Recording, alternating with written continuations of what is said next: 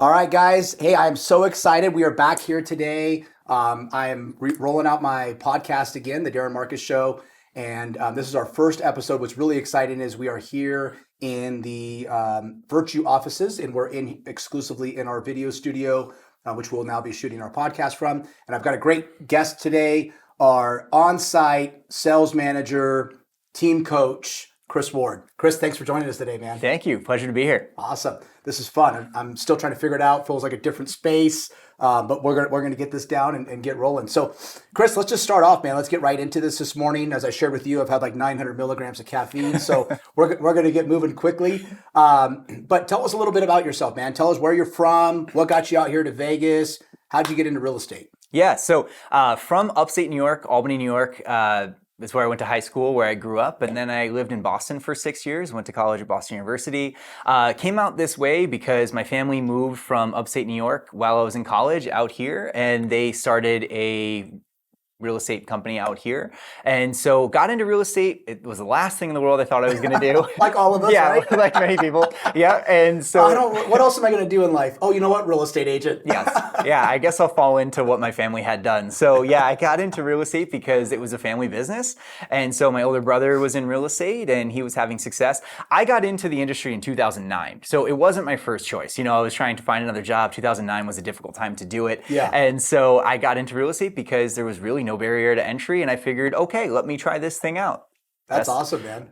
Rest is history. Yeah, and it's funny you say 2000. That's when I got my license as well. Everybody thought I was crazy. I'm sure they thought you were crazy at the time as well. Mm-hmm. But I think it worked out for us, man. Yeah. Right? Yeah. So. Yeah, I think so. Yeah. So don't be afraid. Like even the agents today with all the changes with NAR and everybody panicking and maybe rethinking like, man, should I enter the real estate market now with all these changes?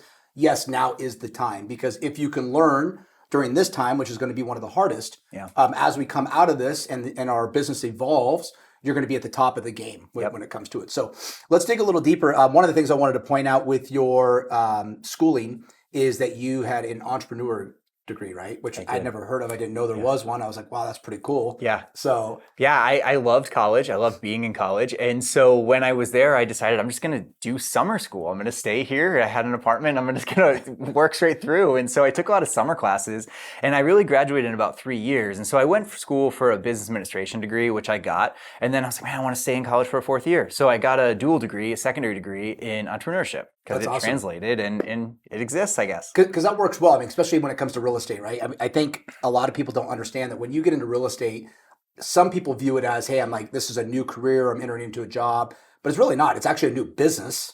And you have to have an entrepreneur mindset because there's going to be a lot of challenges along the way as you begin to build your business. And you got to understand that it's not like a job where you're walking in day one and you've got business immediately and you're working at 9 to 5.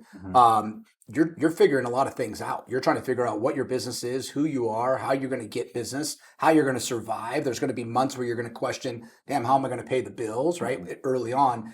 And so I think having that entrepreneur background, especially as a coach, I think it's really helpful for your clients to be able to coach them through that. Let's talk about your family, because I know real estate runs deep in your blood. And I think that's an important factor, right? Like you've had the opportunity to be around some very experienced real estate agents. Both your mom and your dad were coaches. Is that correct? Yeah. Yeah. Yep, they were both coaches with Mike Ferry, then Tom Ferry. My parents, when I was growing up, they owned a really large real estate brokerage with multiple offices in upstate New York. My first job ever was actually working in their accounting department. Yeah, for them. And so I was always around it. And, it was one of those things, like much like many of you watching may have kids and you're in real estate and they don't want anything to do with it. That was me. Yeah. I didn't want anything to do with it. Yeah. And then at some point I realized, oh gosh, like you can kind of live the life you want when you do this. When you take it seriously, you can do this. And so, part of the entrepreneurship background really does tie into that because I wasn't the person who wanted a 9 to 5. That does not sound good to me.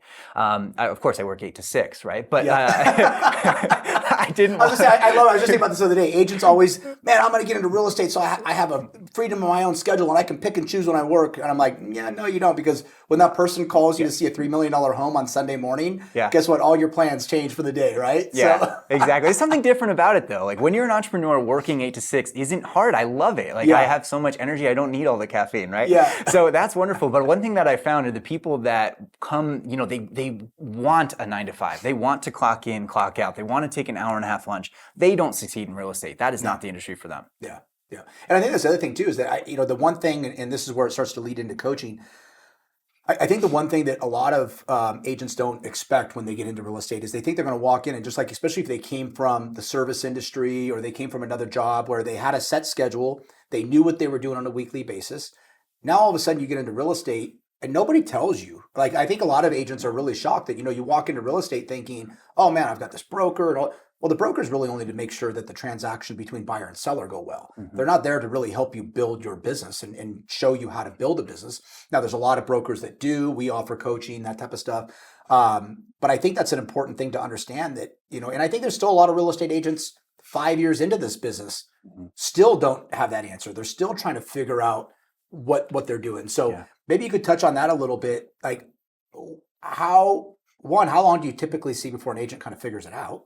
And then, what are some of the things that you do with your clients to help, when you first start coaching them, get them on track so that they can become disciplined and they've got processes in place and they know what to do on a daily basis? Yeah, I mean, I think one important thing to say is if they figure it out. A lot of agents don't figure out the schedule. And so sometimes they think they do, and then we reevaluate. And I'll give you a quick example. So to answer your question, some of them never do. The people that I coach, I force that, I really push that. So I start that right out the gates. Our very first coaching call, it's an onboarding, and I'm trying to figure out, who are you? What is the business you want to run? What's your background? What are the things that are kind of glaring holes right now? But our first real coaching call, I'm trying to figure out what is your schedule? What do you do on a daily basis? And then I try and create the right habit. Some people start spinning their wheels a little bit though, because we'll say, okay, this is my lead generation time. And then they say, well, how do I lead generate? Well, what do I do? And so it's overwhelming. So what we really try and do is solve that problem. I just ask for patience. I can't solve all your problems in the first hour, right? So I just want to stack. I want to compound positive, good habits, and then we'll get to the good end result. But so I'll use an example really quick. There's somebody that I coach in Fresno, and he's wonderful, and I love him. And when we met, we started talking about what's your current schedule? What are the things you need to do in a day? What does that look like? When do we do it? And so we start to put together a schedule, and it sounded good. He realized, hey, Chris, I'm just not a cold caller. This is not what I want to do. I don't want to cold call. I don't really want to speak to people. I have a background as a wedding videographer, and so it made natural sense that he creates a good YouTube channel. Yeah. Right? So what we did was we made a pivot. And so we stopped with the cold calling. He does still call his database. He does still follow up. He does still do his old leads. But he started a successful YouTube channel. I got a text from him on Monday or Tuesday, and he showed me the text, and the person said, hey, great video here. Can you take me to go see those model homes? I want to go see that person he'd never met before. So YouTube was really working for him. So this all goes into the schedule, right? Goes into the schedule. When do people figure it out? I think you need to figure out who you are first. Yeah. Before we talk about the schedule, don't force cold calling or something like that, because that's what I've been told I'm supposed to do. Who are you? What's your business? Again, you're an entrepreneur. It ties back into that. And so when we say who figures out their schedule, I think the people who figure out who they are and what business they run, and then we can put a schedule around that. And I think that's a great point, because I think as a lot of people get into real estate, I find a lot of organizations, coaching organizations, a lot of brokers, a lot of sales managers, they all kind of coach in the same way, right? Like, oh, here's what your week should look like. You come in the morning, you're going to make X number of calls. You should be calling expireds and FSBOs and all that type of stuff. But I think the reality is, and most of us that have been in the business for a long time understand, is that not everybody's business is the same. And that's something I've always said, especially with the team, right? Like, I think people need to realize is that not every salesperson sells the same way. And that's what makes salespeople unique, is that each person they're almost an artist in my eyes, where they have their own ways of doing things. And so instead of trying to force them down a path of like, this is how you have to do it. Now, if they don't know anything that they're going to do, you got to start them with some basics, right? Like we always talk about working out. It's kind of like getting them in the gym, getting them starting to do the basics and figure out what they like to do.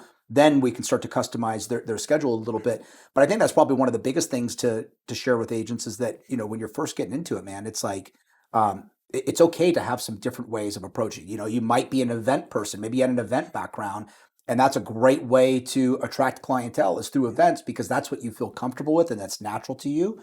Yeah. I think I shared with you, I've very rarely ever cold called, just because I don't like people calling me. And so, it's very hard to do something that, if you don't like that, or or not door knocking, now it works great for some agents and they do a really great job at it. The other thing I wanted to bring up too is that I think a lot of agents, they hear agents working 50, 60 hours a week. And I think that's where there's some letdown or confusion when they first start is they walk in and they think, man, why am I not filling up my week? Why am I not working 50 or 60 hours? And I share with a lot of agents, I'm like, dude, the reality is in the first year or 2 years, you may not work 40 hours or 50 hours a week. Do you agree? I definitely agree. I think you can be a really productive realtor in 20 hours a week. I agree. Yeah. What do you do during your 20 hours? Everybody's listening now. They're like, well, I can work 20 Yeah. hours? How do I do that? Yeah. So, yeah. Exactly. I mean, you spend your time lead generating and you leverage out the things you don't need to do, right? Yeah. If you have a really good assistant, transaction coordinator, someone that does all the paperwork, handles a lot of those things for you, I'm sorry to say it, I know you provide the best customer service of anybody out there. You don't really need to be at every single closing. No. You don't need to watch someone sign their name 150 times. Yeah. But I know you provide such great service. You have to do that, right? Yeah, exactly. But and you don't need to handle all the documents and do all your marketing and do all that type of stuff. But I think that's the other thing. I think when a lot of agents get into this, I just shared this story yesterday. I think one of the greatest things I've learned in growing my business, and something that fortunately I learned from Ivan and Florence, was that if you want to grow your business at some point, because the one thing I do find with real estate agents, and I was one of them, there's a reason why you want to be independent, right? There's a reason why you want to go into real estate and be on your own and do your own thing. And that's because a lot of times you just want to work with yourself and not have to deal with a lot of people. Maybe you came from a career where you were managing a lot of people. And so one of the things I always see with agents, it's the hardest thing for them to do is let go and trust other people. And that was something that a coach shared with me. They said, Darin, do you think you're that much better than everyone else? And that kind of hit me in the gut, dude. Like, well, no, I don't. And he's like, so you think that there's nobody else that can handle that paperwork as well as you do, if not better? And I'm, well, actually, there's people that can handle it probably a lot better than I do, just like with the marketing. So I think the big thing that is finding what works for you, what you're good at, and then letting other people take care of it and trusting those people and knowing. I think the biggest thing is knowing there are going to be mistakes, right? And accepting that. So how do you direct your clientele into let go, man? You know what I mean? When their business is starting to expand and they're ready to grow, how do you instruct them on how to let go? Yeah, it's a great question. One thing that always kind of makes me laugh is you ask an agent, walk me through your schedule, walk me through your day, Monday, then let's go through Friday.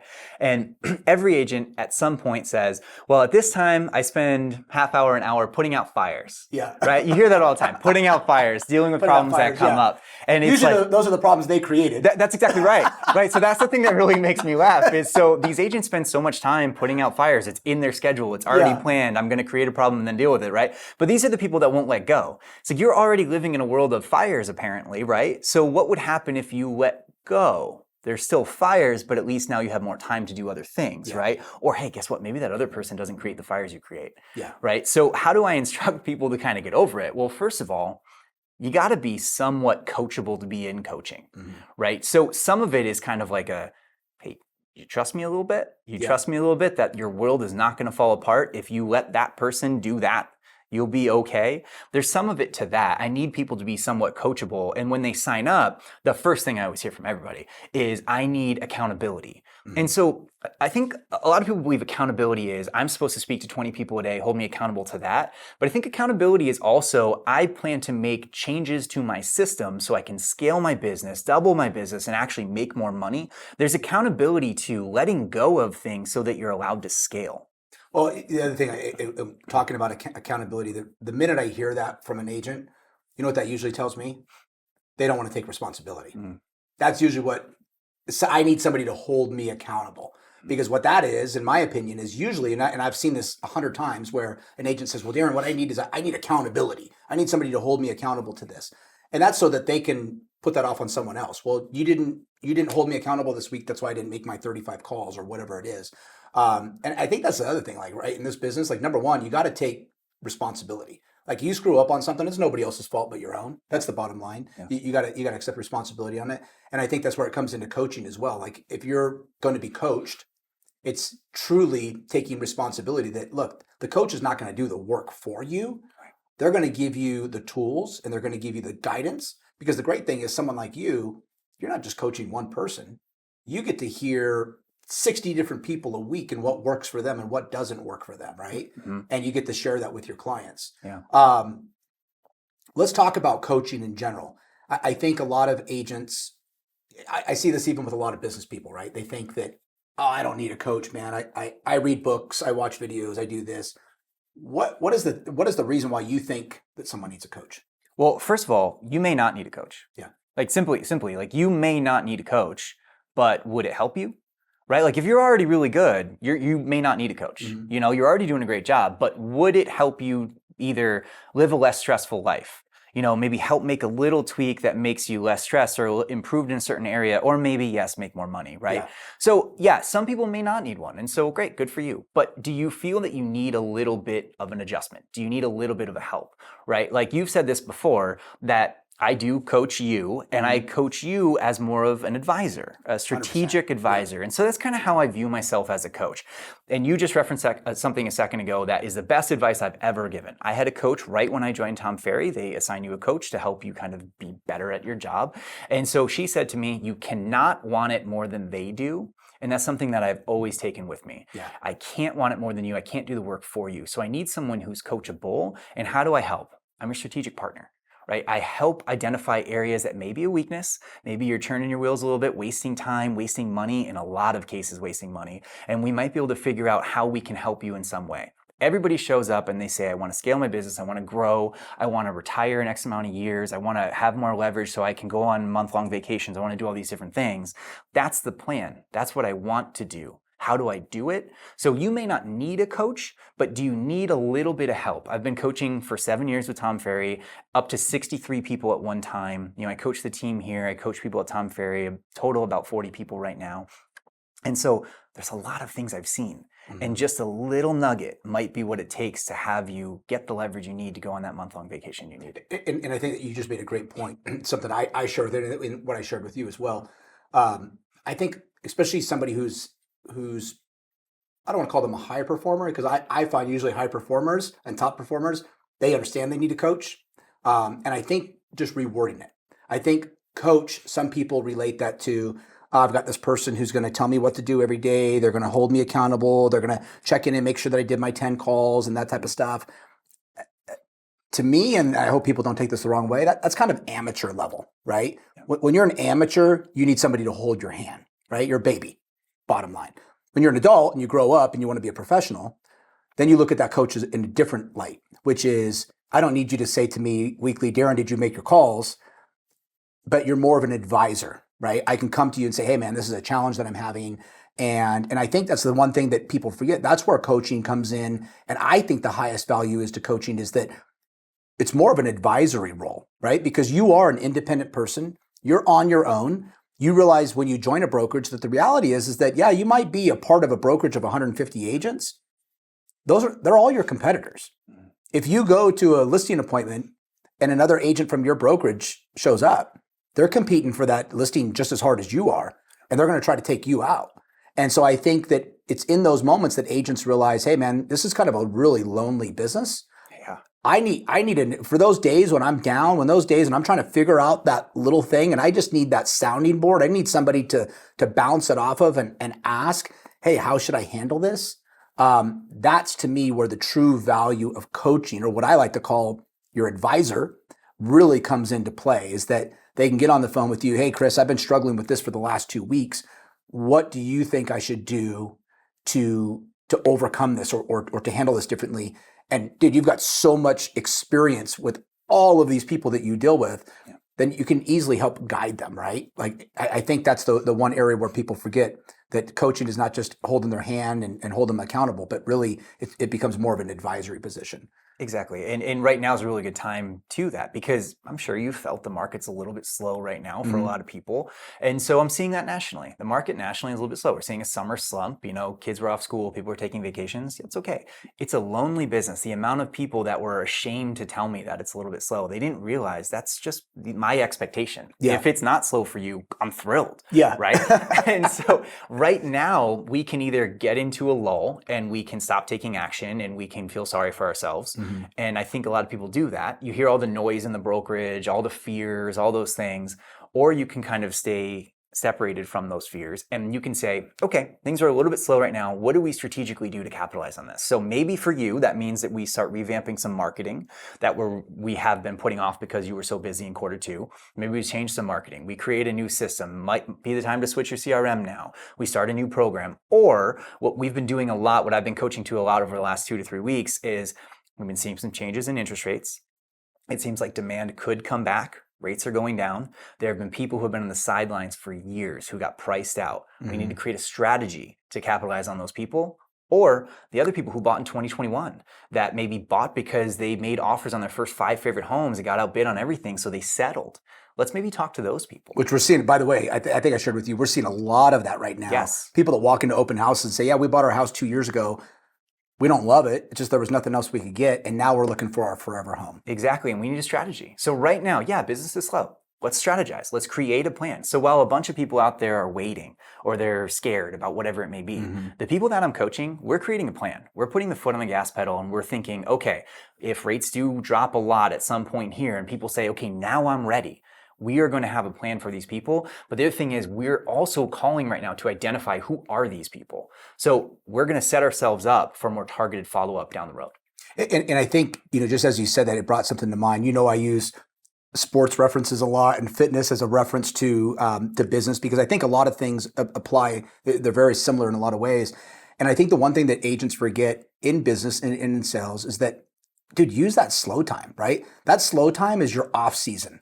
What do professional athletes do in the off season? Train. They don't sit at home and sleep. They don't take vacations, and they might do a little bit of that. But the reality is they're training, they're refining their skill, they're hiring coaches, they're hiring people to come in and make them run just a little bit faster or step just a little bit differently, right? And so the off season is really the time, if you're slow, right now is the time to get all those things in place that you've been saying that you don't have time to do. Now is the time to do it, so that you can plan for the season, right? Because we know that we've got a couple seasons throughout the year that are really strong. And then we've got some time for us here in Vegas. It's the summer that slows down significantly. And what do most agents do? They quit showing up to the office. They take more time off. And dude, this is the time that you dig in. This is when you really start to, you build your business in the off season, not during the season. Because that's easy during the season, because that's what I call order taking, right? That's when the orders are rolling in and you're just shuffling them, you're presenting them, and you're getting deals signed. But it's the off season that is where you refine your skills. Yeah. So let's talk, we talked a couple of weeks ago, and if an agent's saying, hey, look, man, I've been struggling. I just shared with you, I had a conversation with an agent about a week ago that was ready to quit, right? And I'm like, dude, this is the perfect time. Like, if you're going to quit, why not just reinvent your business now, right? If you're going to quit anyway and give up, instead of quitting, why not just take everything that you've been doing, throw it out the window, because obviously it hasn't worked, right? And now is the time to rebuild your business and really think about, okay, how am I going to create a different type of business from what I've been doing? And what does that look like? So we touched a little bit a couple of weeks ago on what are some of the basics. If for an agent today, I don't care if they've been in the business 1 year or 15 years, and they're struggling and they're like, man, I'm ready to quit. How much longer am I going to do this? What is the thing that you would share with them today, or a couple tips that you would share with them to kind of turn their business around and reinvent their business so that they can make this year and the next decade their greatest ever? Yeah, it's a great question. And so let me actually start off that answer by referencing what we talked about a minute ago. We talked about creating leverage and, what if that person's not as good as me? What if I make a bad hire, right? That's out there. That's very possible. You might make a bad hire. And so when's a good time to do that? When you're at your most busy and you've got the wrong person doing the job and it just creates problems, or right now, when you're a little less busy and you find out, is this the right person? If they do make a mistake, I actually catch it, right? And I can actually fix it. So that's one thing to say to start this is right now is the time to make those changes. So we can kind of have better control. So to answer your question, what are some of those things that maybe we should be focused on if you're an agent who says, this hasn't been working, how do I restart my business? Think about, back to the entrepreneurship point, what type of business do you want to run? I think we have to start there. So am I going to be the cold caller? Do I have the luxury of a really wonderful database? Have I lived in Las Vegas for 25 years? I know everybody, right? That's a great luxury that not a lot of people have. When I moved from Boston to Las Vegas and I started real estate, I didn't know anyone. And so I had to speak to 50 people every single day because I had to create a database and I had to find leads. So that was the business I had to run. So look at where you are. What's the business you want to run? And then what's realistic for you? If you're the person who wants a huge database, but you don't know anybody and you just moved here, you're 22, you came from Boston, right? You have to work on creating one. So what type of business you want to run first and foremost? Then what are the actions that we have to do for that business? Are you going to be the cold caller? Are you going to work your current database that you have? Are you a video person? If you're a video person, what's maybe the brand you're going to work on? Are you working specifically with investors? Are you working with relocation? What are you looking to do? So if we're going to reinvigorate the business, if we're going to completely start something different and say that hasn't been working, you need to think of, well, what would work for me? Don't just say, well, I want to be a luxury specialist. You know how many times I've heard that? I want to be a luxury specialist. Dude, ever since $1 Million Listing, everybody wants to be. It's funny, when I got into luxury 15 years ago, people literally, I won't name them, but I know 2 agents who I'm very close with who both told me I'm an idiot for getting into luxury. It's weird. They're luxury agents now. But it's funny because 10 years ago, as soon as $1 Million Listing started, everybody became a luxury agent and everybody wanted to be a luxury agent, you know? Absolutely. I figured that'd be a trigger for you too. Yeah, so. it was. Yeah. So what's the thing that you want to do? Do you want to get into luxury? And so if that's what you want to do, is there a way in for you? Does it just sound nice? Hey, I can make a lot of money with fewer deals. That sounds great. Or is there an actual reason, right? If I want to work with investors, do I understand cap rates? Do I understand, rate of return? Do I understand these things? Or does it just sound great to work with investors? Yeah. So what is your business? So when we're trying to identify, how do we restart it? I really think it's important that you know yourself. And if you don't, then you should probably have an advisor. I'm not necessarily trying to plug coaching right now, but you should speak to someone. Find an agent in your office who you really respect and sit down. Say, can I take you out for 30 minutes for coffee? And you help me kind of understand who I am and what type of business I would have. Let's start from there. Let's start by understanding yourself and then let's take action. So to really answer your question, I think the number one basic that you have to have, other than a set schedule and some form of lead generation, is I think you're going to have a database. And here's why. If you go into every single week as what I call a grinder, you're going in and you're working and you're like, okay, all my leads are going to come from the open houses I'm going to do this weekend. I'm going to meet brand new people. Or I'm going to call expireds every day at 8 a.m. and I'm going to call these expireds and meet brand new people. You're grinding for new business constantly. And you don't really have anything that comes easy and natural to you. And you're starting new relationships. You don't really get to work with people where you already have an existing relationship. So the basis of real estate is you have to have some type of database. Otherwise, you approach every single week starting from scratch. And I just don't recommend that because it burns you out. I think the other thing is, and I just thought about this, is being open-minded. Because I was very shut off when I first started, just in sales in general. And I thought there was only one way of doing things. And I think the biggest thing is I think agents have to be open-minded, meaning that, I think when most of us start, we're told to be buyer's agents. I always hear agents say this. Oh, well, my broker told me to be a buyer's agent. Why? Well, because they said I need experience as a buyer's agent first to understand how to handle a listing. I said, okay, well, let's look at the other way. What if you start as a listing agent? Now you have a good understanding of how sellers think. And so when you negotiate for a buyer, you're going to be that much better at negotiating for a buyer, right? And they're like, oh yeah, I didn't think about that. But I think the other thing is, I think that everyone in this industry, a lot of industries happen this way. Everybody kind of falls into a pattern of this is how it should be because this is how I did it, right? And I think you got to kind of figure out who you are. Again, like you're saying too, is figure out what you want to do, right? I learned early on, I hate shopping. Well, that's what you are as a buyer's agent. You are a personal shopper. You're taking people out and you're showing them properties and you're shopping. I hate shopping. So I struggled the first 2 years. I kept thinking, man, is this what I really want to do? Then I got into listings and I'm like, okay, this is what I love because I've always been a marketer. I've always loved having a product that I could really learn and understand and then sell it. And that's what listings are, right? It's 2 different types of business. So as soon as I discovered that for myself, then I started loving the business. I'm like, man, I don't even want to work with buyers anymore. I really love the listing side and selling. And then it was, how do I go about getting those listings? And you're right. I think one of the biggest things that people forget is they're always looking like, who am I going to go talk to? Dude, just start plugging people into your database. I tell people all the time, I'm like, man, every time I go somewhere, if I go to a restaurant, if I go to a doctor's office, I go to any of those places, I always grab their business card. I plug their email into my database. Most of them don't mind receiving the information. Sometimes when I go back to those people, they're like, oh, hey, Darin, I got your email. Man, I didn't realize you were in real estate. But I think the way I've always looked at a database is it's my bank, right? Every week I'm going to make deposits into that bank. And then yearly, I'm going to get returns off of those deposits. And the more deposits I put in and the more people I have in my database, the greater my return is. And I think that's such an important factor, because I think that's the one thing where a lot of people struggle in starting is like, who do I reach out to? I know you've been very good at that with some of the agents on our team, with just getting them to like look internally and be like, dude, you have this incredible database. Yeah. Why are you not reaching out to your own people? And now they're reaching out to their own people and they're getting incredible results. Yeah. So talking about that, that's kind of the next thing I wanted to jump into. Let's talk a few stories, like some success stories of agents that you've worked with, because I think everybody wants to hear that, right? Like, I think that's where people start to relate a little bit better. We can tell them all day long, oh, you need to put together a time block schedule every week, and this is what you should be doing. But until they can relate it to someone else and someone else's success, I always find they don't really do anything with it. So let's talk about a couple success stories. I mean, one that I know that you shared with me, you have a gentleman that does a lot of flips and investments now, and a young guy. Mm-hmm. That I think he was struggling for quite a while, right? He was just young. Yeah. He was on my mind because I just, every other Friday, I do a group call with 164 people. And so that was just a couple hours ago. And I actually asked him to come and share a presentation. So he was on stage at one of the events one time, and I asked him to kind of share that because I thought it would be valuable for people. And he is a really good example of a success story. Before I tell you anything about him, I think it's really important to note that he is the most hardworking and coachable person I've ever met.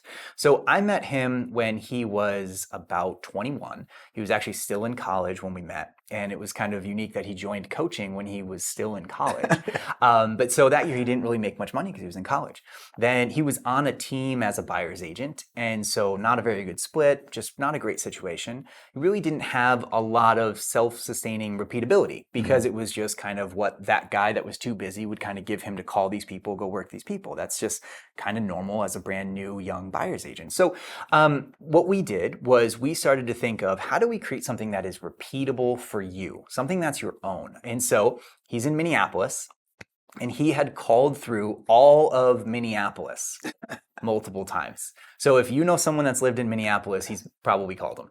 So he's called through all of Minneapolis multiple times. And what we did was we created a script for the call. Then we created a script to end the call to add the person to a database. So again, he's really young. The people that he kind of just naturally knew in his life were not buying and selling. So we had to create a database, much like I did when I moved here.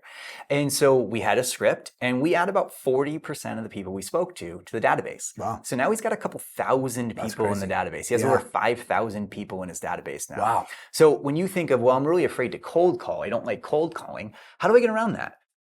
Create warm calling. Put a whole bunch of people into a database, and maybe you don't really remember me that well, but you might. So he actually referenced this on the call today, where he said usually by the third time that I call someone, they usually have them saved in the phone. They pick up and say, hey, Zach, what's going on? That's awesome, man. Yeah. So Zach is doing really well. He's making a ton of money. I won't say exactly because it's not my place, but he's doing incredibly well. And he's 27 years old, just went and got engaged in Monaco. And he's doing pretty well. He's doing okay. And so he's not doing half bad. And so he was a pretty good success story. But what has made him so successful, I don't want to take really any credit for him. All I really did was show him the path, and he went and did it. What made him successful is he doesn't make any excuses at all. He makes no excuses, to the point where he will not make an excuse. He's asked me to tell him when he can take days off and not. So he'll actually ask me, he's given me permission to say yes or no, you can't take time off. Wow. To the point where last week, I saw him That's committed. I know, I saw him last Wednesday. That's committed. And he said, hey, can I take off Thursday and Friday? And I said, why? And we talked about it, and I thought his excuse was BS, and I said no. And so he worked last Thursday and Friday. And so I just saw him. I saw him on Wednesday, and I said, how'd it go? He's like, I'm good. I'm through that. Don't worry about it. Yeah, and we moved on. Yeah. So he's incredibly coachable. He's incredibly hardworking. He speaks to 40 people every single day without any excuses. Wow. And so he usually identifies about 4 new leads a week, and he sets 2 new appointments every single week. So this is all him, but he does it with discipline. Yeah. And I think that's a key word right there, man. It's discipline. I think that's the one thing that agents forget is that you've got to remain disciplined in this. You've got to have a plan. I think so many of them look at it short-sighted. They go and they do open houses for a weekend and they don't get a buyer out of it, and they think, oh, this is worthless. And that was one of the things I wanted to mention today too. And just out of curiosity, a question for you. How long from a new agent starting, I don't know how many brand new agents you've worked with, but from a brand new agent starting, what is a realistic expectation to tell them, hey man, this is how long it's going to take to build your business? I always tell everybody, it's like any business. If you opened up an ice cream shop, people aren't pouring in the door tomorrow, right? It's going to take you 3 to 5 years to build that business to where you can become independent and it's supporting you. And I think the same with real estate. I saw it for myself. It took 3 to 5 years. Most agents I'm seeing, we've got one on the team that, last year I think she did 2 million. This year she's already done 16 million, right? And she's at like that 3 to 4 year mark. I think it's important for people to understand too that it takes time. That even when you implement a new plan, it's going to take time for that new plan to work. So what is the typical time frame you see realistically for an agent starting today? They're saying, hey man, I'm getting my license. How long is it going to take me to start making money? What's a realistic time frame to share with them so that they don't get false expectations and they don't quit early? Yeah, so I think when any agent joins, it takes 3 months to really get a check, minimum. Things go really well for you, it takes 3 months right away. Now, depending on what your actions are, it can really depend. So when I got started, I started off on my older brother's team. He didn't give me any leads. He gave me a stack of printed out phone numbers to call, and I had my prospecting booth. I would sit and I would just call all day. It was really simple. He just said, come in, start calling, don't leave until you speak to 50 people. That's all I did. So my very first month in real estate, my first 30 days, I took 3 listings, and this was 2009, and our average sales price was really low. And I took one that was at like 700,000, right? And I was like, oh my gosh, this is like what is now like a $3 million. Yeah. And it was, of course, a short sale. You're already looking up your Ferrari. Oh yeah. Prospecting at that time was super easy because it was, hey, I'm sure you're in financial hardship. Right? Do you need a short sale? And they're like, yes. Yeah. And so it was just really easy back then. Yeah. But so I just called, and I had success faster than others because of that. So to answer your question, it depends on what you do. I think any agent really needs 3 months to probably get a check. And then the next part of the answer to that question is I think it depends on kind of like who's advising you and are you just kind of getting licensed and then saying, great, I'm going to figure this out. I'm going to watch a couple webinars. I'm going to go on my own. How long would it take for you to have success? I think over a year. Do you have an advisor who can say, I've done this. This is what I've seen other people do. Just hop on the path. I think you can have success in as short as 6 months. So I'll tell you, there really isn't anyone that comes to mind that coached with me for 12 months that didn't have success at the end of that 12 months. Now, certain people would quit before that. That does happen. But someone that stuck it out for 12 months, I really can't think of anyone off the top of my head that was not successful. The other part of this is, how do we define success? Do you come in, like I had a person, I feel like I shouldn't say this because I hope someone doesn't take this as rude. He was actually Amish. And so he lived in a very small town, really didn't use a phone, didn't have a computer at home, went into the office to use a computer for our Zoom calls. And I asked him his goal, and he said he wanted to make $10 million in GCI in his very first year in real estate. So that person's ability to make money in a very small town, a lot of things working against them. No technology. A lot of things working against them. And then to have that goal, how do you define your success? If he made $500,000 that year instead of 10 million, is that successful? Yeah. So I think how we define that is really important in this. So how I would kind of define success for a brand new agent is, are you doing over a deal a month? And so if you're doing over a deal a month, I think that's really great for your first year. Yeah. So how long does it take to get there? I think it depends on the actions you take. Okay. Yeah. And I think I share with the agents all the time. I think even when you're tapping into luxury, like for the agents who want to step into luxury, it takes a little bit longer, right? Because it's just a slower moving process. Those clients are busy. There's a lot of times there's no urgency. And a lot of that is building trust and building relationships with people. And that all takes quite a bit of time. So I think that's an important thing too. I do want to go back to just touching on coaching a little bit again and why I feel that it's so important. Because I've seen great results with a couple of the agents on our team already in just a short period of time, 90 days. And some of these agents are agents that have been in the business for quite a long time and have not done a transaction in a long time. And now the one particular one, which I know you're very proud of, she currently has 2 escrows. And so to me, that's really cool and proof that the coaching does work, right? It's when somebody like that who's been in the business for 10 years finally said, you know what, I need help. She didn't quit.